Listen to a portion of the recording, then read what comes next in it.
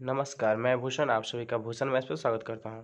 हम इस वीडियो में आप देख रहे होंगे कोशिका विभाजन के उन प्रश्नों को करेंगे जो कॉम्पिटिटिव एग्जाम में आ चुके हैं और आने की संभावना है। हम चैप्टर वाइज कर रहे हैं क्वेश्चन। जैसे कोशिका खत्म हो गया 4 वीडियो में, तो कोशिका के बाद कोशिका विभाजन, फिर उसका उत्तर आएंगे। मतलब चैप्टर वाइज लेके चल रहे हैं जो प्रीवियस एग्जाम में आ चुके हैं और आने की संभावना भी है। ठीक है, तो देखिएगा पहला क्वेश्चन है कि सूत्रीय विभाजन के बीच किस अवस्था में गुणसूत्र विपरीत ध्रुवों की ओर गति करते हैं। तो इसका आंसर होगा एनाफेज। ठीक है, अगर प्रोफेज की बात करें तो प्रोफेज जो होते हैं वो कोशिका विभाजन की शुरुआत की अवस्था होती है। क्या होती है? कोशिका विभाजन की शुरुआत की अवस्था को प्रोफेज बोलते हैं। ठीक है, यही अगर टोलीफेज की बात करें तो टोलीफेज जो होता है वो प्रोफेज का उल्टा होता है। क्या होता है? प्रोफेज का उल्टा होता है। ठीक है, समझ गए बात को। चलिए आगे अगर बात करते हैं, निम्न में से, दूसरा क्वेश्चन है, निम्न में से सूत्र विभाजन की सबसे लंबी स्टेज कौन सी होती है। तो प्रोफेज जो होती है वो क्या होती है? सूत्र विभाजन की सबसे लंबी जो स्टेज होती है क्या होती है? प्रोफेज होती है। क्या होती है? प्रोफेज होती है। देख रहे हैं, प्रोफेज, मेटाफेज, एनाफेज और क्या है? टोलीफेज है। तो ऑप्शन क्या है? इसका आंसर होगा प्रोफेज। ठीक है, चलिए समसूत्र विभाजन की अगर सबसे छोटी अवस्था देगा, सबसे बड़ी अगर पूछेगा तो प्रोफेज हो जाएगा, और सबसे छोटी अगर पूछेगी तो एनाफेज होगा। क्या होगा? सबसे छोटी एनाफेज। सबसे छोटी की अगर बात करें तो क्या होगा? एनाफेज होगा। ठीक है, चलिए समसूत्री जो विभाजन होता है, समसूत्री विभाजन, इसके फलस्वरूप जीवों में वृद्धि और विकास भी होता है। क्या होता है? वृद्धि भी होती है और विकास भी होती है। देखो आगे देखिएगा, मियोसिस 3 नंबर क्वेश्चन, मियोसिस के किस स्टेज पर गुणसूत्र की संख्या आधी हो जाती है। तो बात करें मियोसिस जो होता है तो इसके किस स्टेज में, किस अवस्था में जाने के बाद गुणसूत्रों की संख्या जो होती है वो आधी हो जाती है। तो एनाफेज देखिएगा, मेटाफेज है, प्रथम है, सेकंड है, एनाफेज प्रथम सेकंड है। तो इसका आंसर क्या होगा? एनाफेज क्या चीज? प्रथम, एनाफेज प्रथम। ठीक है, देखिए तो मियोसिस के एनाफेज प्रथम में गुणसूत्रों की संख्या क्या होती है? आधी हो जाती है। समझ गए बात को। देखिए मियोसिस जो होता है, तो मियोसिस विभाजन के या विखंडन के विभाजन के फलस्वरूप क्या होता है कि मेल स्पर्म, मेल का जो शुक्राणु होता है तथा महिला का जो अंडाणु होता है, ओवम होता है, का निर्माण होता है। यानी इसी के मियोसिस के ही विभाजन से क्या होता है कि मेल यानी पुरुष के नर का स्पर्म यानी शुक्राणु और मादा के यानी ओवम यानी मादा की क्या चाहिए? अंडाणु का निर्माण होता है। ठीक है, याद रखिएगा मियोसिस के विभाजन, मियोसिस यानी मियोसिस विभाजन में ही क्या होता है? ये होता है। ठीक है, मियोसिस विभाजन को ही हम क्या बोलते हैं? रिप्रोडक्शन विभाजन बोलते हैं। मतलब कि क्या बोलते हैं? जनन विभाजन बोलते हैं, रिप्रोडक्शन डिवीजन बोलते हैं। ठीक है, तो आप याद रखिए मियोसिस को क्या बोलते हैं। इसी में क्या होता है? इसी के फलस्वरूप मतलब शुक्राणु तथा अंडाणु का निर्माण होता है। ठीक है, और इसी को हम जनन विभाजन भी कहते हैं। चलिए मियोसिस में अगला क्वेश्चन देखते हैं, 4 नंबर। देखिएगा, उपापचय की दृष्टि से किस अवस्था की कोशिका ज्यादा सक्रिय होती है। तो उपापचय की दृष्टि से बताना है कि कोशिका जो होती है वो किस अवस्था में ज्यादा क्या होती है? सक्रिय होती है। ठीक है, तो उसमें अगर देखा जाए तो प्रोफेज की अवस्था में क्या होता है? प्रोफेज की अवस्था जो होता है इसमें क्या होती है? आपको हम बताए थे पिछले इधर एक क्वेश्चन में क्या था कि सबसे लंबी स्टेज देखेंगे तो प्रोफेज में होता है, सबसे छोटी तो एनाफेज होता है। याद रखिएगा, और इसी में क्या होती है? प्रोफेज में क्या होता है कि इसमें उपचय की दृष्टि से देखा जाए तो कोशिका ज़्यादा सक्रिय होती है, ज़्यादा समय तक सक्रिय होती है, तो यानी प्रोफेज में होगा। ठीक है, अगला क्वेश्चन देखिए, मियोसिस के लिए कौन सा कथन सही है। बताना मियोसिस के लिए कौन सा कथन सही है। तो मियोसिस फर्स्ट में अर्धसूत्री विभाजन होता है, मियोसिस फर्स्ट में क्या है? समसूत्री विभाजन होता है, मियोसिस द्वितीय में अर्धसूत्री विभाजन होता है, मियोसिस प्रथम तथा द्वितीय अर्धसूत्री विभाजन होता है। तो ये बताना है, तो इसका आंसर होगा क्या चीज?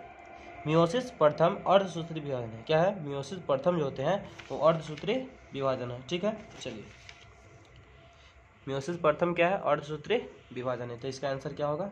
बी होगा। ठीक है, तो मियोसिस के कौन से कथन सही है? तो आप ये मान के मियोसिस प्रथम क्या होते हैं? अर्धसूत्री विभाजन है। ठीक है, चलिए अगला क्वेश्चन हम देखते हैं। देखिए अब यही बात करते हैं इसमें, तो मियोसिस प्रथम जो होता है अर्धसूत्री होता है, तो मियोसिस द्वितीय जो होता है वो क्या होता है? तो मियोसिस द्वितीय समसूत्री विभाजन होता है। क्या होता है? मियोसिस द्वितीय जो होती है वो समसूत्री विभाजन। यहाँ पर मियोसिस द्वितीय अगर होता है तो ये समसूत्री, यहाँ मियोसिस प्रथम नहीं। अगर मियोसिस प्रथम अर्धसूत्री और मेयोसिस द्वितीय जो होगा वो क्या होगा, समसूत्री होगा। ठीक है, तो मेयोसिस प्रथम और मेयोसिस द्वितीय समझ गया। चलिए आगे क्वेश्चन। तो शरीर में लगे चोट की मरम्मत के लिए किस प्रकार के सेल विभाजन का उपयोग किया जाता है या प्रयोग किया जाता है। जैसे देखिए कि चोट लग जाती है कहीं, तो चोट लगने के बाद क्या होता है कि वहाँ का सेल मर जाता है, यानी कोशिका मर जाती है। ठीक है, मर जाती है ना, तो उसके मरम्मत के लिए, उस जगह को भरने के लिए क्या होता है, किस प्रकार सेल विभाजन होगा। सेल जब विभाजन होगा तभी तो वहाँ का जगह भर पाएगा ना, तो उसके लिए कौन सा चाहिए, तो केवल समसूत्रण। क्या है, केवल समसूत्रण। ठीक है, उसके लिए क्या चाहिए, केवल समसूत्रण विभाजन चाहिए। समझ गए बात को। तो जब भी हम लोग को चोट लगता है तो उसको मरम्मत को, मतलब कि उस जगह को भरने के लिए या मरम्मत करने के लिए क्या होती है, समसूत्रण या मीटोसिस। समसूत्रण को ही मीटोसिस बोलते हैं। ठीक है, चलिए अगर समसूत्रण विभाजन की बात करें तो समसूत्रण विभाजन जो है वाल्थियर फ्लेमिंग ने 1879 ईस्वी में जंतु सेल में देखा था। क्या देखा था, वाल्थियर फ्लेमिंग। अगर हम लिख दें इसका नाम, देखिएगा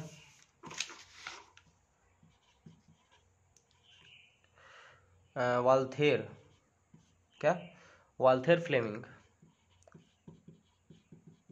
वाल्थेर फ्लेमिंग में 1779 ईस्वी में देखा था। किसमें, जंतु सेल में। कहाँ देखा था, जंतु सेल में। क्या देखा था, तो ही देखा था समसूत्री विभाजन। क्या देखा था, समसूत्री विभाजन, समसूत्री विभाजन देखा था। ठीक है, समझ गए बात को। तो कौन देखा था, वाल्थेर फ्लेमिंग ने 1779 ईस्वी को देखा था, जंतु सेल में देखा था समसूत्रण। इसी को बोलते हैं, समसूत्रण को ही बोलते हैं मीटोसिस। क्या बोलते हैं, इसी को बोलते हैं मीटोसिस, मीटोसिस।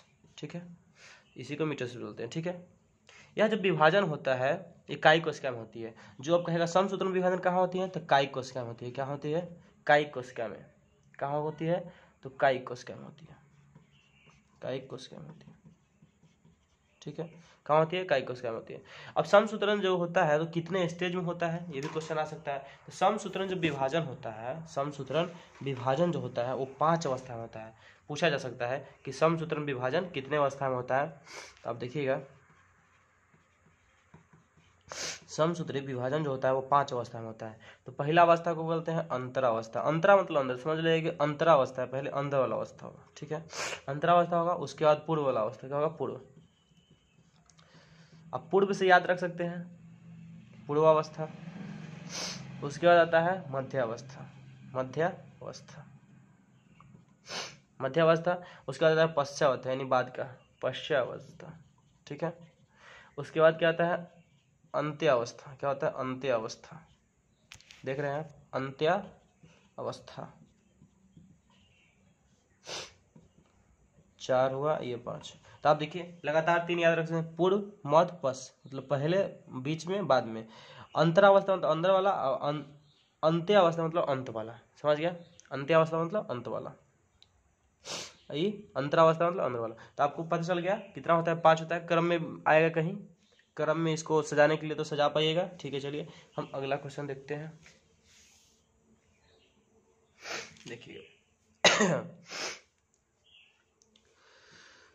अगला क्वेश्चन देखिए, निम्न में शरीर विज्ञान एवं चिकित्सा, क्या शरीर विज्ञान एवं चिकित्सा की वह कौन सी शाखा है जो पुरुष के विशिष्ट रोग एवं स्थितियों से संबंधित है। देखिए जैसे कि पुरुष में होता है ना, जैसे रोग हो जाता है, पुरुष के विशिष्ट, यानी शारीरिक, अगर देखा जाए शारीरिक विज्ञान एवं चिकित्सा की वो कौन सी शाखा है जिसमें पुरुष में विशिष्ट रोग हो जाते हैं, तो आता है एंड्रोलॉजी। किसका, एंड्रोलॉजी के अंतर्गत आता है। किसके अंतर्गत, एंड्रोलॉजी के अंतर्गत आता है। ठीक है, किसके अंतर्गत आता है, एंड्रोलॉजी।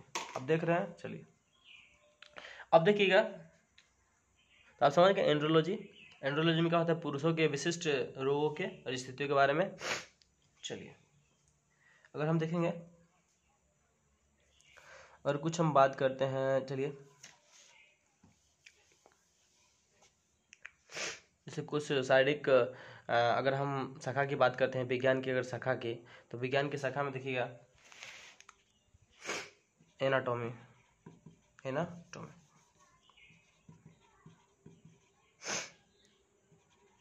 अब देखिए एनाटॉमी जो होता है, तो एनाटॉमी में शरीर की आंतरिक संरचना, क्या होता है, शरीर की आंतरिक संरचना। आप समझिएगा आंतरिक संरचना होगा, क्या होगा, आंतरिक संरचना के बारे में से हम करेंगे। ठीक है, मानव शास्त्र का अगर बात करते हैं, मानव शास्त्र का अध्ययन किसमें होता है? तो मानव शास्त्र का अध्ययन होता है एंथ्रोपोलॉजी। क्या होता है? एंथ्रोपोलॉजी। एंथ्रोपोलॉजी में मानव शास्त्र का अध्ययन किया जाता है, ठीक है। अगर कीट पतंग पर्यावरण का अध्ययन जानते हैं, इकोलॉजी में होता है, जानते हैं। ज्योतिष शास्त्र का बात करें तो एस्ट्रोलॉजी। एस्ट्रोलॉजी में क्या होता है? ज्योतिष शास्त्र का होता है। क्या होता है एस्ट्रोलॉजी में? ज्योतिष शास्त्र, ठीक है। किसका होता है? ज्योतिष शास्त्र के बारे में पढ़ा जाता है। ज्योतिष शास्त्र का अध्ययन को ही क्या बोलते हैं? एस्ट्रोलॉजी बोलते हैं, ठीक है। चलिए, सौरलोज जानते हैं, छिपकली का होता है। अगला क्वेश्चन देखिएगा, निम्न में से कौन सा हिस्सा मानव त्वचा की सबसे क्या है? बाहरी हिस्सा है। तो आपको पता है एपिडर्मिस क्या होता है? एपिडर्मिस क्या है? ये मानव शरीर का, मानव जो त्वचा है, हम लोग की जो त्वचा है, इसके सबसे बाहरी जो हिस्सा होता है वो क्या होता है? एपिडर्मिस होता है। क्या होता है? एपिडर्मिस, ठीक है। त्वचा करके बात करें, त्वचा जो होती है हमारे शरीर को क्या करती है? सुरक्षा प्रदान करती है, संवेदनशील करती है, ठीक है। सुरक्षा एवं संवेदनशील स्पर्श करने में क्या होती है? मदद करती है, ठीक है।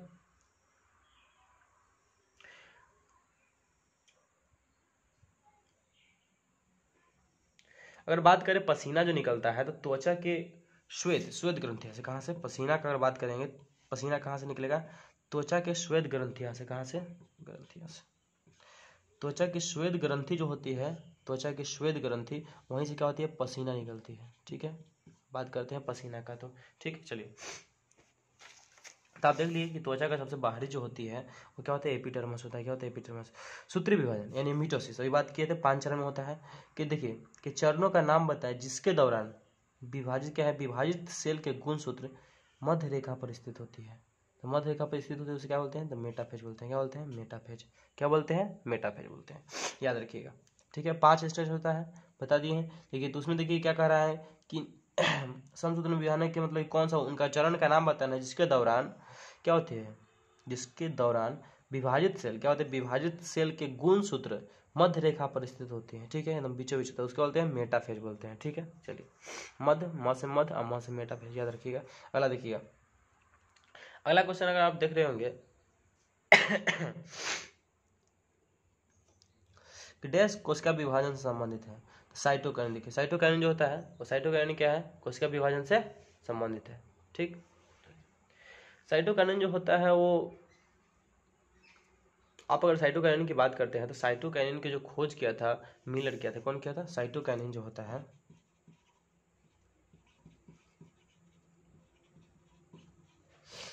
साइटोकाइनेन की खोज मिलर किया था। कौन किया था? मिलर एक वैज्ञानिक थे जिन्होंने कब किया था? 1955 ईस्वी में किया था। कब किया था? 1955 ईस्वी में किया था, ठीक है।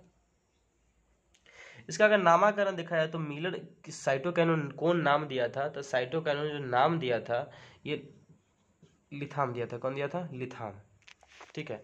मिलर इसका खोज कर दिया कि साइटोकाइनेन, ठीक है।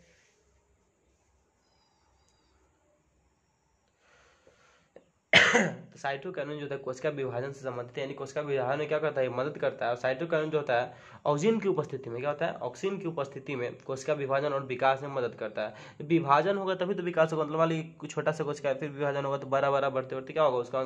उसका विकास होगा, ठीक है। तो इसका खोज किया था मिलर किया था 1955 ईस्वी में, और इसका नामकरण जो किया था कि साइटोकाइनेन इसका नाम रहेगा, ये कौन किया था? लिथाम किया था, ठीक है। चलिए, अगला क्वेश्चन देखिएगा, अगला 11 नंबर क्वेश्चन, लास्ट क्वेश्चन है कि निम्न में अर्धसूत्रण क्या है? अर्धसूत्रण के लिए कौन सा कथन सही नहीं है? ये अर्धसूत्रण के लिए कौन सा कथन सही नहीं है? तो अर्धसूत्रण 2 चरण में होता है, बात सही है, होता है कि नहीं होता है? कौन सही नहीं है बताना है, गलत यानी कौन है? तो पहला सही है, 2 चरण में होता है। अर्धसूत्रण के परिणाम देखिए, अर्धसूत्रण के परिणाम स्वरूप परिणामी का है कोशा में गुणसूत्रों की संख्या 2 गुनी हो जाती है। अगला देखिएगा, अर्धसूत्रण के दौरान जनक कोषों के जीन परिणामी कोषों में मिश्रित हो जाते हैं, ये सही है कि अर्धसूत्रण जब होता है तो उनका जो कोशा का जीन जो होता है आपस में मिश्रित होता है, सही है। देखिए, अगला क्वेश्चन है जनन ग्रंथि में अर्धसूत्रण युग्मक के उत्पादन के लिए होता है। जनन ग्रंथि में क्या होता है, अर्धसूत्रण युग्मक। अर्धसूत्रण जो होता है युग्मक, जो युग्मक क्या युग्मक होता है कि दोनों जैसे अंडाणु शुक्राणु जब मिलते हैं तो उससे उत्पादन जो होता है उसी को युग्मक बोलते हैं। तो युग्मक के उत्पादन के लिए होता है, तो हाँ सही है। तो गलत क्या है, तो अर्धसूत्रण के परिणामी क्या है, परिणाम स्वरूप परिणामी कोशिका में गुणसूत्रों की संख्या जो है ना दोगुनी नहीं होती है। तो ये गलत हो जाएगा, कौन, बी नंबर आंसर होगा इसका, ठीक है, ये गलत है। समझ गए बात को, चलिए। तो हम इस तरह से वीडियो लाते रहेंगे, आप देखते रहिए।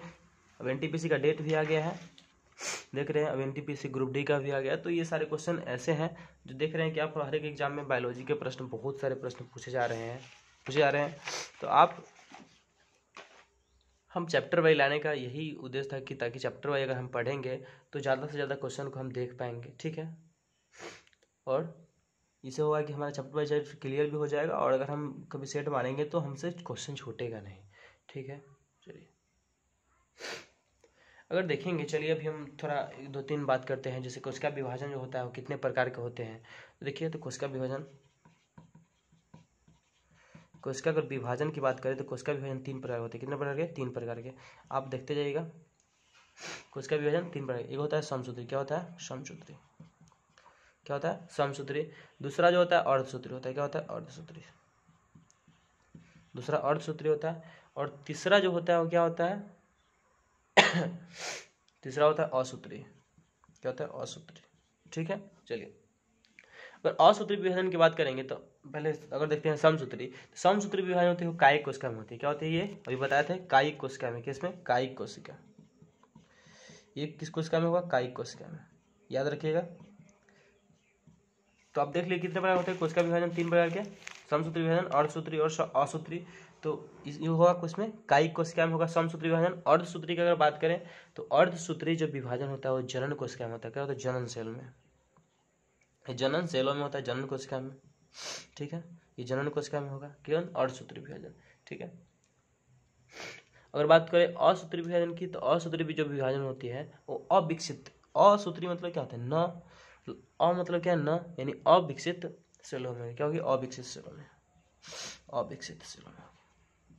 सेलो मतलब वही कोशिका में, तो अविकसित सेलों में होंगी, ठीक है। तो आपको याद हो गया होगा, समसूत्री कायिक में, अर्धसूत्री जनन कोशिका में, और असूत्री विभाजन क्या होगा, अविकसित सेलों में, अविकसित कोशिकाओं में, ठीक है। अभी हम बताए थे समसूत्री विभाजन 5 स्टेज इसका बताए थे। क्या क्या बताए थे, अंतरावस्था बताए थे, पूर्वावस्था, मध्यावस्था, पश्चावस्था और अंतरावस्था, ठीक है। अगर हम सबका देखते हैं, आप अंग्रेजी भी देख लीजिए। जैसे एक क्वेश्चन आया था कि मध्य में क्या होता है, तो आप उसमें उसका मेटाफेज आंसर था। अगर हम बात करें, देखिएगा समसूत्री विभाजन का, समसूत्री विभाजन है। 1 नंबर में क्या था, 1 नंबर बताए थे अंतरावस्था होगा। क्या होगा, अंतरावस्था, अंतरावस्था। ये अंतरावस्था को इंटरफेज बोलते हैं। क्या बोलते हैं, इंटरफेज, ENTR, इंटरफेज। देख रहे हैं आप, ई है, ENTR है, ठीक है। तो इंटरफेज। दूसरा क्या था, पूर्वावस्था। क्या था, पूर्वावस्था। दूसरा क्या था, पूर्वावस्था। इसको क्या बोलते हैं, प्रोफेज बोलते हैं, प्रोफेज। ये प्रोफेज जो है सबसे लंबा होता है, पता है आपको। इसी में कोशिका सबसे क्या होती है, सक्रिय होती है कि नहीं होती है। चलिए 3 नंबर क्या था, मध्यावस्था था। ये मध्यावस्था ही है जिसमें बताया था कि बीचों बीच होता है। बीचों बीच क्या होती है, मध्यावस्था में भी क्या था, मेटाफेज बताए थे ना, जिसमें क्या होता है, मध्यावस्था में क्या होता है, मतलब कि सूत्री विभाजन, मतलब इसमें इसके दौरान क्या होता है, सेल का जो गुण सूत्र होता है वो मध्य रेखा पर स्थित होता था मध्यावस्था में। तो मध्यावस्था यानी इसी को बोलते हैं क्या जी, मेटाफेज बोलते हैं, मेटाफेज, ठीक है, मेटाफेज। आगे अगर 4 नंबर बात करें तो 4 नंबर क्या होता है, पश्चावस्था होता है। क्या होता है, पश्चावस्था, ठीक है। तो आप अंग्रेजी भी ध्यान रखिए। पश्चावस्था क्या बोलते हैं, पश्चावस्था बोलते हैं एनाफेज बोलते हैं। क्या बोलते हैं, एनाफेज। तो एनाफेज हो गया। एनाफेज क्या होता है, सबसे छोटा होता है। क्या होता है, एनाफेज जो होता है वो क्या होती है, एनाफेज बताए थे कि एनाफेज सबसे कम समय में हो पाता है। क्या होता है, ये सबसे कम समय में होने वाला क्या है, एक अवस्था है, ठीक है। चलिए एनाफेज बोलते हैं। तो मेटाफेज याद हो गया और एनाफेज याद हो गया। चलिए 5 नंबर देखेंगे, लास्ट है 5 नंबर। 5 नंबर क्या है? अंत्यावस्था। क्या है? अंत्यावस्था। अंत्यावस्था को अंग्रेजी में क्या बोलते हैं? क्या बोलते हैं? टेलेलोफेज। क्या बोलते हैं? टेलेलोफेज। टेलेलोफेज क्या बोलते हैं? टेलेलोफेज। ठीक है, टेलेलोफेज। समझ गए बात को? चलिए